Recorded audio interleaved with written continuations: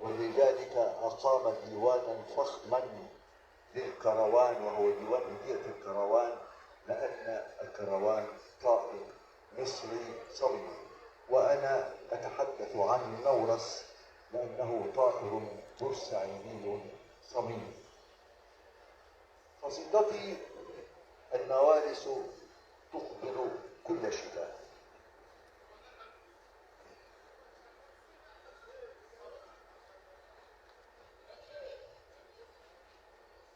ها هي الشمس تلثم وجهك كل صباح، وتلمع في شعرك الأنجم الزهر كل مساء، ويقولون إنك لم تعرفي قبل هذا الزمان الرديء الانتباه. والنوارس تقبل كل شتاء، تجيئك لا طلبا للأمان ولا هربا من ثلوج الشمال، تجيئك للوعد والخلد والكبرياء. النوارس تقبل كل شتاء، والتراتيل تسمو وتسقط، والصبح يأتي ويذهب، والبحر كاد يجف، وحملي ليس يخف، وأنت كما أنت، لا يتغير فيك سكونك، لا يتغير فيك خضوعك، لا يتغير فيك الغد المرعب. يدخل الموج في الموج، والنورس القادم المتعب جاء تدفعه نحو بابك أشواقه مثقلا بالهوى والتعب. يغرق البحر في البحر، والشجر الظامئ المستباح تساقط أوراقه في زمان الجفاف وفصل السغب. يدخل الموج في الموج، يغرق البحر في البحر، ما زلت أنت كما أنت، ثورة عشق ودرب اغتراب، وأنت عذابي، وأنت التي قد رفضت لأجلك أن أشترى وأباع. أنا أعلم أن هواك ضياع، والذي يخلص الحب في زمن الكره متهم بالغباء. النوارس تقبل كل شتاء، والمدى مضطرب، والجناحان لحنا غضب، والطريقان إما طريق التحدي وإما طريق الهرب، والنهاية موت، فمت واقفا، ذاك أكرم من أن تموت ووجهك منكفئ وبريق عيونك منطفئ وبظهرك ذل حناء. النوارس تقبل كل شتاء، يدخل الموج في الموج، يغرق البحر في البحر، أستحم بعطرك، يغتسل الضوء بين يديك، أحبك حتى العذاب. أنت السفينة والبحر والمرفأ، يتهدل شعرك، أغرق في ليله، من جدائله رحلتي تبدأ، وإلى ضفتي سحره ألجأ. أنت السفينة والبحر والمرفأ، هل يباع بصدره صوت الحقيقة والحب والمبدأ. أمنياتي سراب ودربي يباب، أحبك حتى العذاب. يدخل الموج في الموج والرحلة ابتدأت، فمتى الانتهاء؟ يغرق البحر في البحر والخطوة اخترقت. وإيزيس إذ تقوم مرتين ألثم فاكي تتقطع مني الأوصال وتنتثر جيمات حابية الضوء على تربتك السمراء.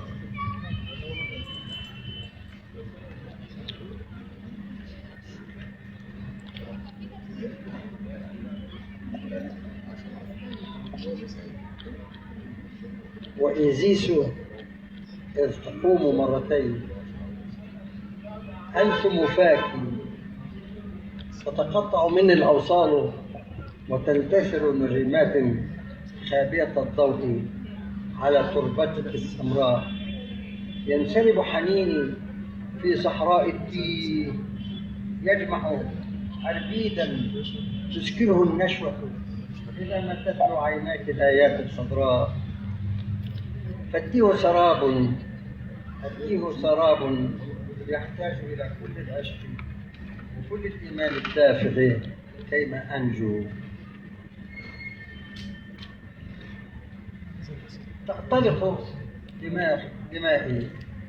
تأطلق دمائي نتداخل نتراحل، تتوهج كل خلايا العشق وتشتعل منابت الاستشعار، فأصير بليل التيه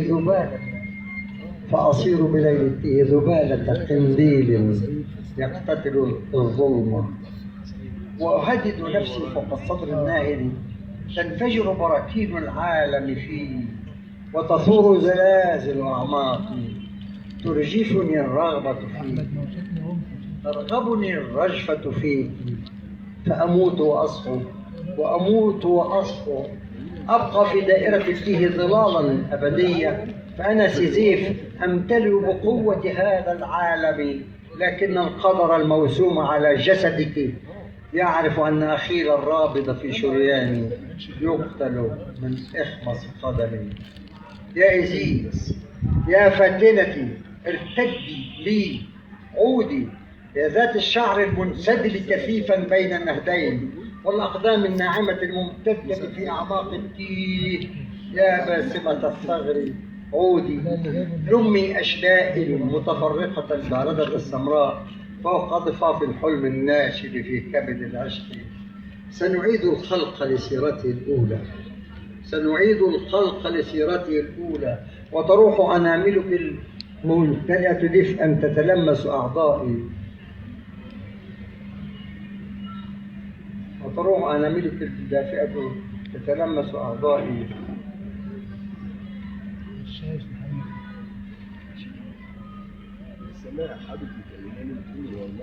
يا ذات الشعر المنسري كثيفا بين النهدين والأقدام الناعمة الممتدة في أعماق التيه، يا باسمة الثغر عودي، لمي أشلائي المتفرقة الباردة الصفراء فوق ضفاف الحلم الناشب في كبد العشق. سنعيد الخلق لسيرته الأولى وتروح أناملك الحانية الممتلئة دفئا تتلمس أعضائي، تتأين كل كهارب جسمي. آنا أصبح سيدك، آنا عبدك يصبح كل الكون بأسرك، ورمال التيه تلاعق كل دمائي، فأعود العطش الأول. لو أن بروميثيوس لم يسقط جزوته في أعضائي ما كابدت العشق، لكنك فاتنتي تعتذرين بكل سراويلي، تلتبسين خلاياي، تخترقين مسامي، فأنا أنت وأنت البدء. يا إيزيس يا فاتنتي يا ذات الشعر المنسدل على الكتفين، ارتدي لي عودي، إن المسطور على جسدك لم يبقى أبدا. لعنة الست على أشلائي سوف تزول، فأنا أعلم أن اللحم، الطعم، الخبز، القلب، الحب، العيش، الولد، البيت، الكلمات لن تأتي محراب الصبر أو تدخل ردهة آمون ما لم أتعلم لغة الثورة أو تعلو لغتي فوق الأشياء.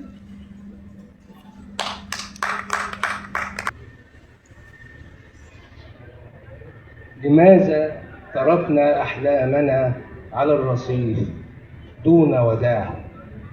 تركناها مع أفكارنا الضالة وحدها، كانت أضعف من أن تقاوم قسوة الشوارع. اعتادت أن تسكن وحدها سطح أرواحنا، تأتنس بأصدقائها من قدامى الأحلام. وجدتها مرة تتحدث مع حلم عابر كان يبكي لأنه شعر بنهايته. نصحته أن يختبر بقلب صاحبه ويصعد من القلب إلى بيت الذكريات اللامع حتى لا يموت. اعتادت أحلامنا أن تلتقي في ركن بعيد مع الأحلام الهاربة من أصحابها، تقص عليهم حكايات مدهشة عن أحلام هربت من أصحابها الجبناء والفاشلين الغارقين في عاداتهم السرية. هربت إلى شواطئ أخرى وسكنت على أسطح أرواح حالمين آخرين لا يكفون عن محبة أحلامهم، ويتحدثون معها طيلة الوقت ولا يتركونها وحدها حتى تستطيع العودة إلى بيت أهلها في القمر. لماذا تركنا أحلامنا على الرصيف دون وداع؟ أفكارنا الضالة اعتادت على حياة الشوارع ولم يعد يخوفها البشر القادمين من الظلام. وأحلامنا هرمت وضعفت حتى صارت نطفة هائمة في سماء الروح، وألقيناها خلفنا على الرصيف دون وداع.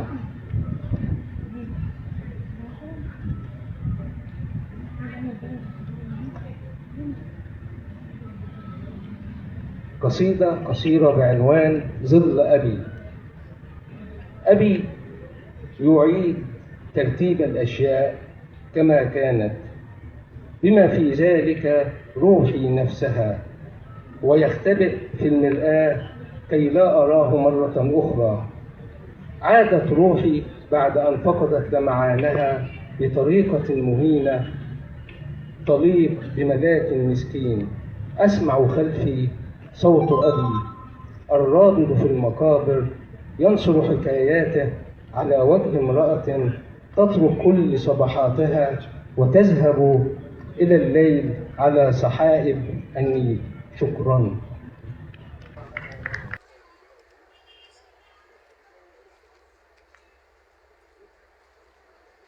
في صميم الفؤاد طعنني بسكين، هو نفسه لم يعرف السبب، فمن أين لي أن أعرف؟ هو يعرف كل شيء، أما أنا فلم.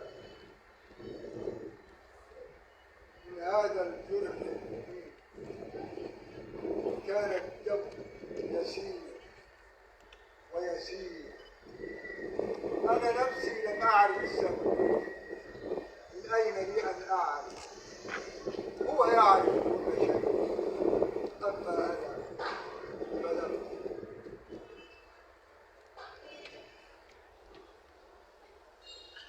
بالريبة ذاتها دخلت ودفعت بالبحر أن يأخذ شكله. أنا غريب هنا في بيت شهوات المعدة للسفر، راحلا تماما بأحذيتي وقمصاني القديمة، لكنني في حجرة صوتك القادم بعيد أرسل السيف من نوافذ بيتك الخالي، ويسعل المدى أمامي خائنا، حيث لا شيء إلا الدليل الواضح على الوحدة النهائية، وأمشاط شعرك المستوردة وعود كثيرة، ولا أرى غير رعشة ودم قليل يختفي من فتحة الباب، دم شفتين تمضغان سكينا يلوح نسله في صدر غيمة مشردة، غيمة لا أبناء لها ولا سماء. وماذا بعد؟ وكل هذه الأعوام التي بعثرتها كانت، أنا لم أكن أعرف أن الذي بقدم غبار خطوة خائنة، خطوة التيه بصمته العازل وأحلامه المكسورة، وأنت تعلم بأنه لا شيء ظل غير التمدد فوق أسطح الصراخ وترتيب النجوم في سمائها الأول. كانت النجوم تعلق فراشها الأخضر على أبواب أسرارك وتسافر ناسيا هواء صدرك في ملح الذكريات، باحثا عن أفق لا يضيق بدمعة تشردت بعينيك طويلا، لكن حصارا من غربة تمد مناقيرها لحفظة الموتى وسكان المدن الهارمين يمتد حولك، فلا تنطق بشيء ولا حتى البكاء، فقط تعد الحصى في حموضة جرحك وتعد خيالات تخون صمتك إلى هاوية لم تتكون بعد. نعم، هي خطوة لم تجد مخاضها إلا عبر مشيمة الحب الطيب أو سعادة السكينة والرصاص، وعلى مخيلة مسكونة بالتبغ يجلس الهزال البالغ ويستند سكان معمورة بكاملها وقد تولدوا من اللهاث. خطوة العشرة أعوام لا تقوى على تهجير الطيور النائمة خلف هذا الخراب، لأن سيقان العصافير البريئة لا تتبدل أبدا، وما يهم المساء الذي ظل في كف عفريت متنقل هو امرأة تزرع الشياطين على سياج الكاد. ما رأيك حبيبي أن تنساني؟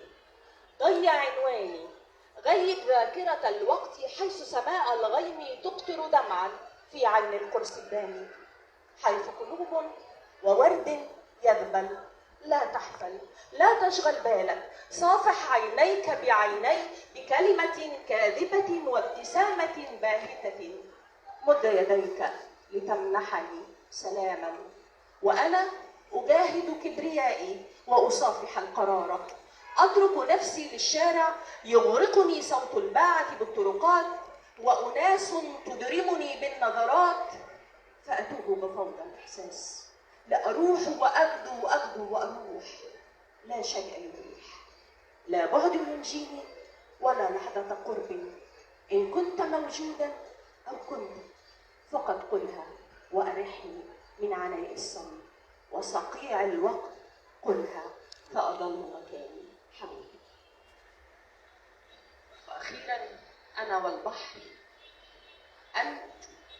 أنا موسيقى الموج تدور فندور، يلثمنا وميض الخوف فيسلمنا لعناق الروح فنروح، لعناق تام وعذاب دام والنشوة تفور. اتحد كلانا فأنبتنا زهورا وعطورا وقصائد تنجب أطفالا من نور. أنت أنا والقمر يبارك لحظتنا فندور وندور وندور وندور.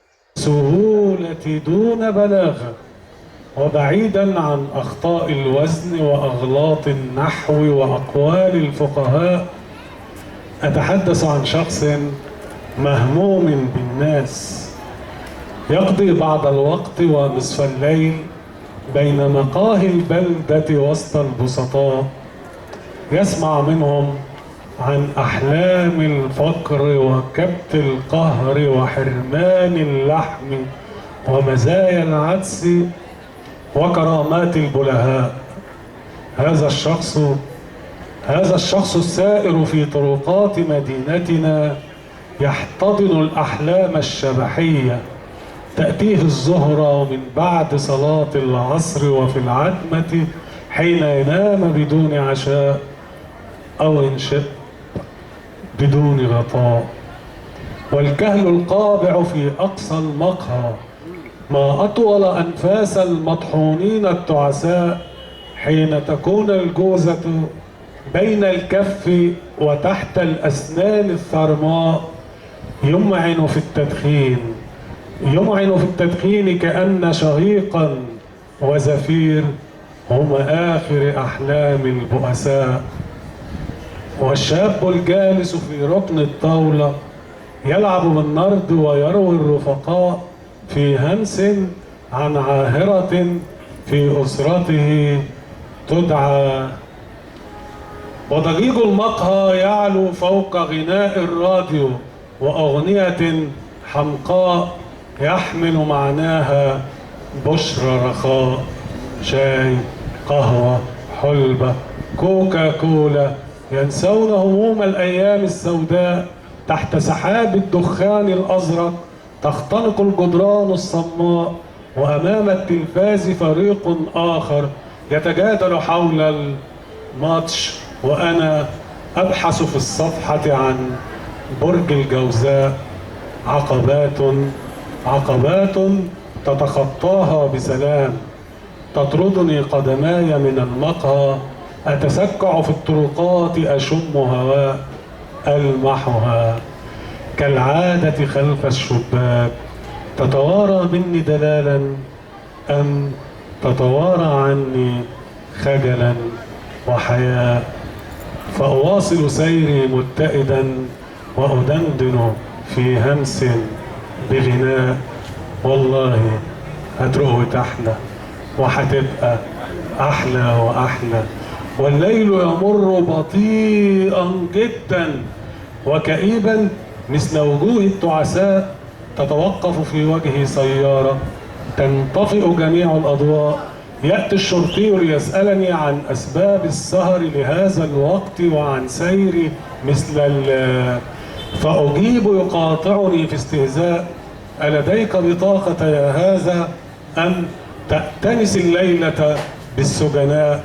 واطلعه عليها يأمرني أن أرجع بيتي وأنام، أتركه أمضي وأردد عمت مساء. شكرا.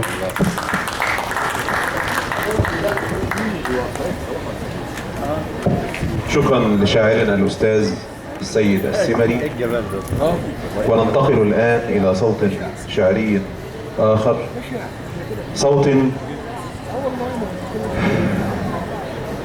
يظهر ويخبو أحيانا وأحيانا، نريد منه أن يكون متواجدا بيننا، ولكن هذا الصوت يأبى إلا أن يطالعنا من حين لآخر. إنه صوت الشاعرة الأستاذة غادة أبو عيد. للناس اللعبه الطيبه دي واقعيه طبيعيه عاملها قرارات ثم زود عليها واقعيه نقديه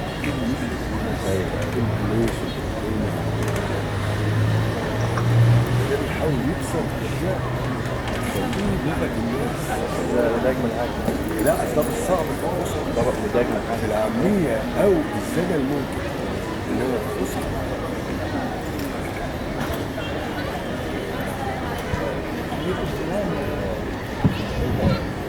السلام عليكم.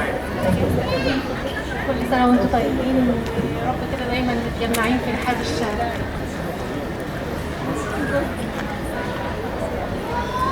قصيدة بعنوان سأظل هناك. ما لك ولفرشاتي والألوان، دعني حين تكون الأحلام كيان، دعني فسأرسم وطنا يؤويني، سيكون هناك حيث الأفق اللامحدود، سيكون هناك ما بين جبالي والوديان، فسأنشئ مملكة لي وحدي لن أسمح بدخول الشيطان، مملكة تخلو من قصر أو عرش أو حراس، سيكون النور شعاري وحدودي عند الأفق هناك، رغم القفر المتناثر في كل مكان سأظل هناك، لن أشعر بالوحشة، سأطيح بكل الأحزان، وسأرقب وقت غروب الشمس ولن أذهب، وسأمكث إن جن الليل، سأظل هناك وسط الأشجار الجافة، أحلم بالشمس لكي تشرق، أتلمس تلك الأفرع علي أجد البرعم وسط الموت، لن تلمس فرشاتي اللون الأخضر، سأظل هناك حتى يظهر وحده، يتخلل خلجات النفس فتنبت أملا، سأظل هناك لأحلق وسط جموع الطير بسماء رحبة، ألمس قرص الشمس وأرجع لبراح يمتد بلا أسوار، لن أرسم أسوارا، لن أرسم ثمة إنسان، وسأسكن في كل مكان حيث لن تطبق أنفاسي تلك الأسقف، سأمزق تلك اللوحة لو رسمت فرشاتي أية جدران، دع فرشاتي والألوان واتركني هناك ما بين جبالي والوديان، علي أرسم بحرا وشراعا تحملني الريح على قاربي لبعيد، وهناك ستهدهدني الموجات فأغفو، أحلم بالمرسى والشطآن بغروب الشمس بظلام الليل، والبرعم ينمو ليحيل الموت حياة، وأظل هناك أبد الدهر وأذوب ما بين الفرشاة والألوان.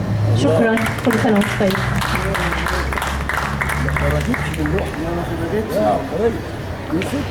شكرا الشاعرة الأستاذة غادة أبو عيد. ده شعر طبعا، يعني أعيد وأكرر أن ذائقة الناس تتفاوت. هناك من يعتبر أم كلثوم مغنية أقل من العادية، لا تستطيع أن تقول له بناء على المعيار الفلاني فأنت مخطئ. أنا أعتبر أن الفنون والآداب عموما شأنها شأن الأطعمة، تختلف مذاقات الناس يعني، لكن لابد أن نكون حريصين على أن يكون المشهد متوازنا، أن نوفر كجهات ثقافية مختلف صنوف الأطعمة لإرضاء جميع الأذواق، وللمتلقي حرية الاختيار. هذا هو ما أؤمن به، وأعتقد أن جميع المؤسسات العاملة في الحقل الثقافي تتبنى هذا التوجه. أنا أرى يعني وقع القصائد ثقيل نوعا ما، فاسمحوا لي أن أكسر الأجواء على عادتي لمن يعرفونني، فأقول: على صياح الدجاج والبط، على صياح الدجاج والبط، وغمغمات في الشيل والحط، أسير في السوق غير مكترث، كزورق لا يسعى إلى شط، كصيدلي ما عاد يزعجه أن الأطباء سيئو الخط. في الجو كل الروائح اختلطت، وأي شيء ينجو من الخلط. هذا ينادي إلى فواكهه وشكلها بين الفعص والخبط، ويدعي ذاك في طماطمه بأنها طازة من الغيط. ولافتات الأسعار منهكة مما اعتراها من كثرة الكشط. لا بأس لا بأس، لست ممتعضا، فذاك وجه الأيام بالضبط. يبقى كذا حالها بلا خجل، من غير قيد لها ولا شرط. درس تعلمته فهدأني، من يأخذ الشيء غير من يعطي. الله. اسمحوا لي الآن أن نستمع إلى صوت شعري نابت على أرض بورسعيد، موهبة نتمنى لها مزيدا من التوفيق والنجاح، وأن تكمل أدواتها الفنية بمرور الوقت نتيجة للممارسة والخبرة مع ابنتنا العزيزة جنى طيرة.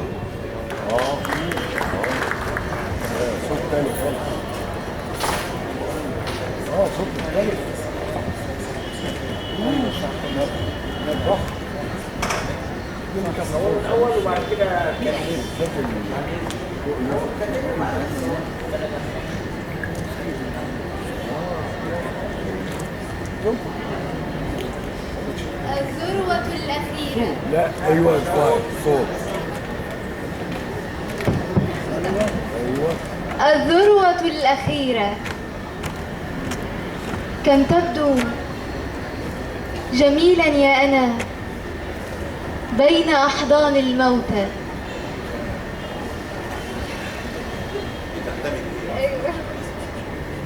كم تبدو جميلا يا أنا بين أحضان الموتى. تصبح على كمد وتمسي على كمد. ما أجمل محياك البريء من شرور الوجود التعيس. تزينك آلام الحزن تلك البغي، تحتل عينيك الحالمة.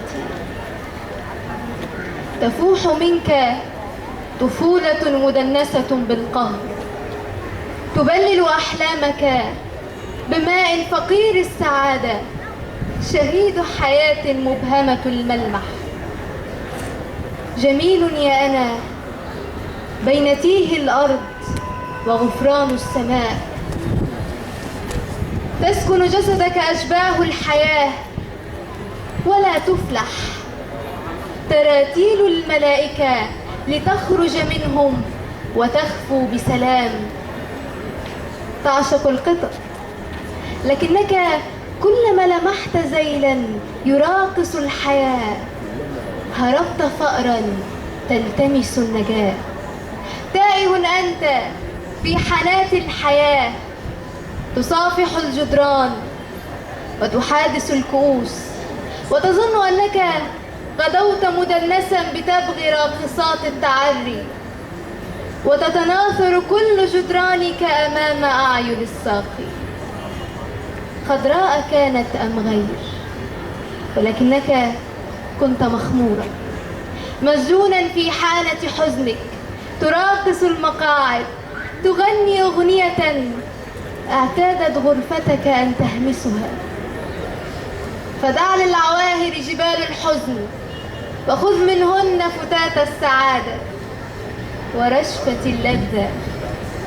لعل قلبك ينعم بدقائق الذروة الأخيرة ويكفو في تحنان حياة ما.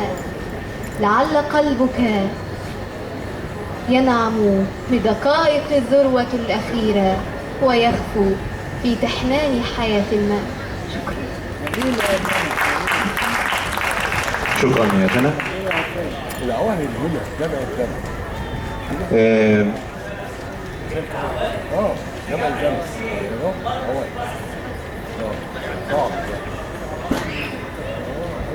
جمع الدم، اوائل جمع الدم، اوائل جمع الدم. كان ولا يزال رفيقا لهذا الدرب الطويل. جمعتنا مشاوير طويلة وعبرنا بحورا وحواجز حتى أوصلنا أصواتنا الشعرية إلى أماكن عدة،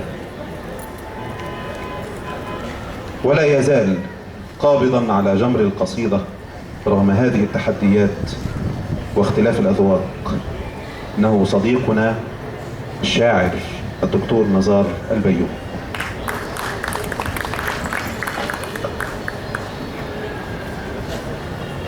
يا ابو حميد ازيك؟ مين اللي بيساوي؟ طيب بكره عيد ميلادك. الشمس مش واخد بالك من الشمس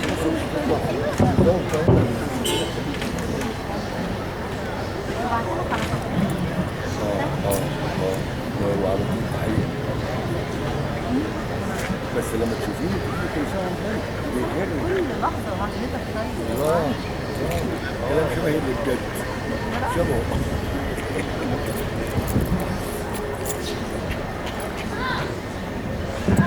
السلام عليكم ورحمة الله وبركاته.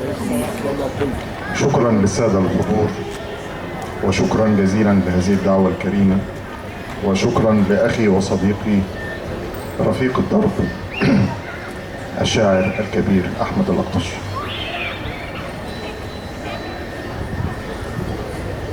اللحن يهبط هامسا وكلامنا زهر تأبط شفرة الماء النقي. لو ترقصين معي يذوب الليل في حلل البهاء المرمري، والطير يأتي من مسافات بعيدة ليحط على كتف النهار. النجم يحتضن المدار، النجم يحتضن المدار، والريح تسكن والرمال تشع في كفي قصيدة. وجهي هناك فأظهريه لأستعيد.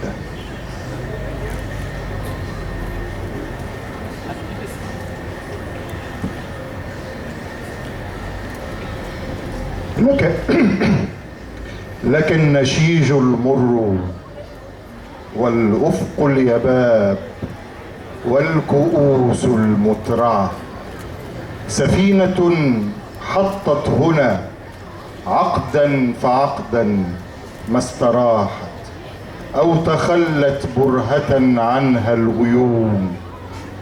مسافر عبر الموانئ الشريدة، مسافر وفي فمي أغنية وحيدة. فلتسترح قليلا ولتغمد الأقمار في الصدر الحرون. هذا نصيب الملح منك. أولم الشاة لتنقضي وتختفي عنك العيون. مسافر والموت فيك، لو تشتري الأحزان تصطفيك. مسافة الحلم احتراق وأنت خيط واهن، فهل تعير الضوء للأفق الكذوب؟ ماذا تبقى من خريف الأغنيات غير احتباس الصوت في الحناجر المنكسة؟ سفينة حطت على جدب الصخور، لا أقلعت ولا تنحت جانبا للعابرين. فأينع الموت الطهور أو فاسترح على ضفاف المشتهى. لك الهشيم والمنافي الثيبات والسيوف المشرعة. سفينة ما أنزلت قوارب النجاة ولا استجارت بالحياة. فاحذر متاعب الوقوف فأول السطر احتراس وأول السطر اشتباه، لكنني أراك في غضبة الأطفال ونشوة القمر، في دورة الفصول، في ارتعاشة الخريف، في موتنا الأليف، في عمرنا المنذور للسفر. وإنني أراك في وحشة الطريق وحضرة الدموع، في ليلنا الموصوم بالسهر، في لحظة الوداع كنت تمد لي يدا وكنت لا أرى سواك، لكنه القدر لا زلت تختفي هناك، تمعن في الهروب لكنني أراك. ما عاد لي هنا سوى نافذة عجوز تأوي الطيور الشاردة، وحاجز قديم تعشش الأوجاع فيه، كلما دنوت أصطلي، وإن رمت انفلاتا غابرا يسوقني لفح الليالي الباردة. ما عاد لي غير انتحار الأفئدة. يا سيد النهار دعني لكي أبيت في عينيك ليلة كقطة مدللة. هل تكره الكلام أم أنك تخشى الأسئلة؟ ستنتمي الأيام لي وتستوي في الحياة حينما أكون في يديك مائلة. يا سيد النهار ما زال لي عندك أحلام مؤجلة. شكرا لك. شكرا شاعرنا الأستاذ الدكتور، نتمنى له طبعا مزيدا من التوفيق في أبحاثه الأكاديمية. نزار البيومي هو والد لكثير من أبناء هذه الحركة، كان راعيا للثقافة في بورسعيد طوال فترة من الزمن، وكثير من الأجيال يكلون له كثيرا من التقدير والتوقير والاحترام، ولم يغب عن الساحة الثقافية في بورسعيد. بعد أن ترك أروقة العمل الحكومي الثقافي الرسمي وتفرغ لكي يساهم أو يسهم بوجوده وتعليقاته وانتقاداته أحيانا في تحسين وتطوير العمل داخل الحركة الثقافية في بورسعيد. إنه أستاذنا ووالدنا الأستاذ محمد خضر.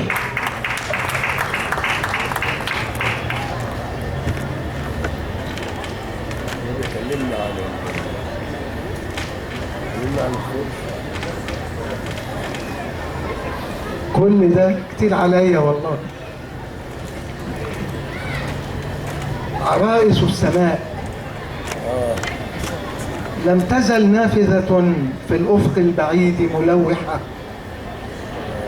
بهالة نور من بصيص شعاع شمس مفلحة، وباقات من رحيق زهور وأعناب تحلق في الفضاء من دون أجنحة، وتبعث بقطرات من عسل نحل مصفى ونسمات مربحة، تهدى إليكن يا عبق المكان والزمان والفل المستكين بين الأضرحة.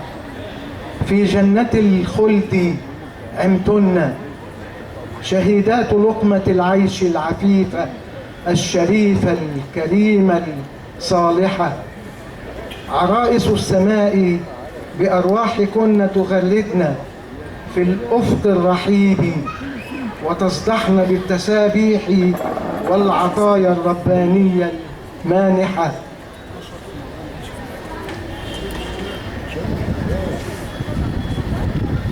طاب مرقدكن في لحد الخلود بسلام، ضحايا الاحتياج والمرارة والوجع، وما أشبه الليلة بالبارحة، ما أشبه الليلة بالبارحة. شكرا. شكرا أستاذ محمد خضير، ونسعد دائما بوجود حضرتك في جميع الفعاليات الثقافية المتنوعة، سواء كانت شعرا أم قصة أم غير ذلك من ندوات ثقافية. الشكر والتقدير لمجموعة كانت واعدة واستطاعت أن تسير على الدرب، فصنعت لنفسها مكانة، هي أنتم مجموعة الفؤاد التي أكن لها كل تقدير. المرحوم محمد لقطش، محمد عبد الهادي، طارق زرمبة، أحمد لقطش، جيهان الملكي، نسينا حد؟ دكتور سامح. ايه؟ دكتور سامح درويش. دكتور سامح درويش على رأس من كان يقدم لهم يد العون. محمد فاروق. ولن أنسى محمد فاروق. أحلام حمزة الله يرحمها، هذه السيدة الفاضلة التي كانت تفتح ذراعيها لهؤلاء الأطفال. وطبعا نزار بيومي، برضه يعني نزار أباني وكامل توفيق الحقيقة، وكامل توفيق الله يرحمه. كانت مجموعة أنا بكن لها كل تقدير واحترام ومودة ومحبة. شكرا. شكرا شكرا يا أستاذ محمد. دقائق قليلة ونختم، لكن ونحن في هذه الدقائق الأخيرة نسعد بسماع صوت شعري من الأستاذ حسين السيد. تفضل.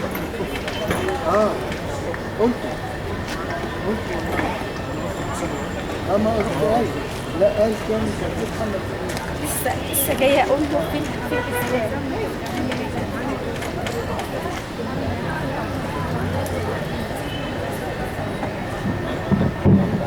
السلام عليكم ورحمة الله وبركاته، وكل سنة وحضراتكم طيبين.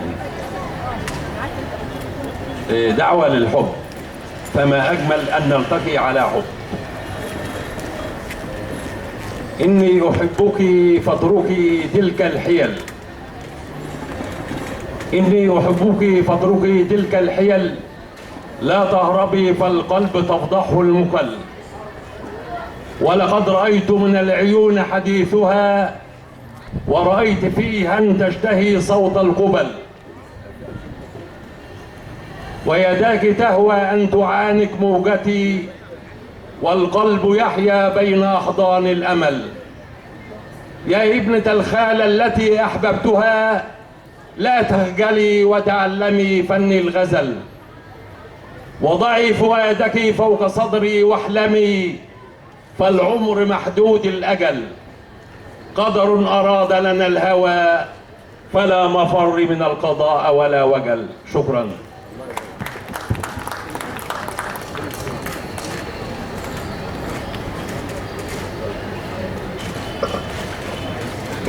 أيضا قبل أن نختم نستمع إلى صوت آخر، وهو الشاعر الأستاذ سيادة اللواء مسعد الزغل.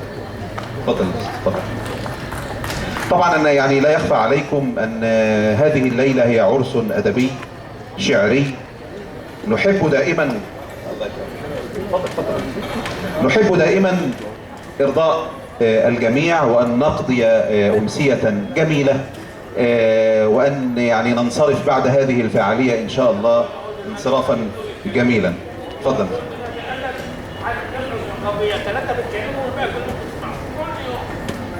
يا أستاذ عبير برضه بتكتب. هو طبعا بس لا يخفى عليكم أن في الأساس نحن لدينا برنامج معد مسبقا بهذه الأسماء، ولكن من يعني كرم الأستاذ حسن سرور الذي يعني نسعد به دائما في بورسعيد، سمح لنا يعني أعطانا فسحة كده من الوقت والأصوات الشعرية أن ندخلها. فاعذرونا إن لم نستطع أن نلبي جميع الطلبات، فأعتقد أن فيما استمعنا إليه كفاية، خصوصا أن لا هناك فقرة أخرى بعدنا ونحن قد استهلكنا كثيرا من الوقت.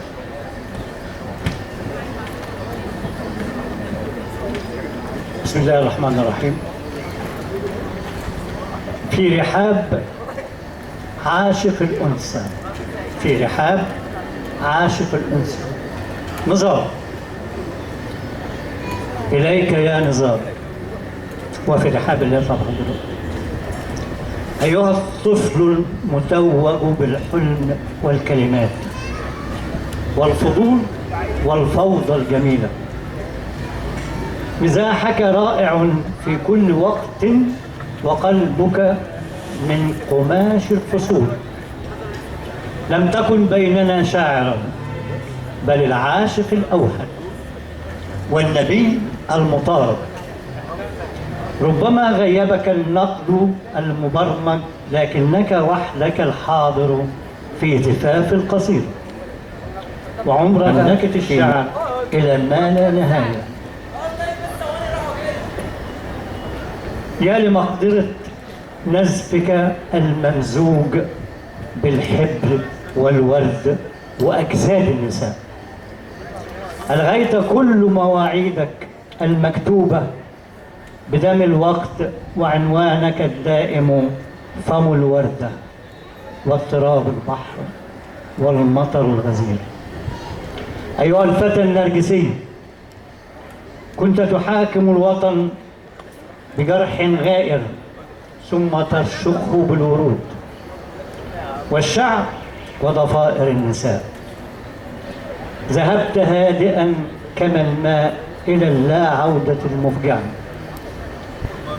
اختلف الأصدقاء على وردة كانت ترتب لعينيك شكل الحياة.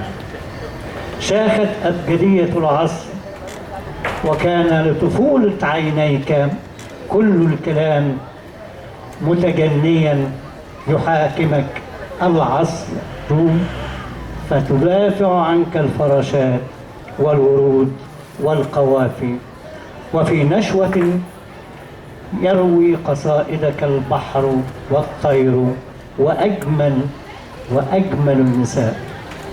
أيها الطفل المدلل في مملكة الشعر، لقد ظل الشعر طفلا فيك. حوارك مع الشمس كان إعلان احتجاج منغما. مت أيها العاشق وحيدا في وقت بليد. ابتسامتك كانت آخر القصائد، فلم تعد ذلك الفتى العاشق الذي يختال رقراقا. قطف البعض قرنفلة من قرنفلات أحلامك، وغيبت ذاكرتك طوابير مدارس الفقه والشعر. شكرا جزيلا لحضراتكم جميعا. في ختام هذه الأمسية نرجو أن نكون ضيوفا يعني خفاف، فلنتخفف الآن من الفصحى. شرفتونا بالحضور، وإحنا سعداء بالتأكيد إن إحنا قضينا هذا الوقت معكم، ونأسف يعني إن إحنا طولنا كثيرا، لكن وجدنا الحضور يعني متجاوبين معانا وده شيء كويس. كل معرض وحضراتكم طيبين، ونلتقي دائما في أمسيات أخرى، والسلام عليكم ورحمة الله وبركاته.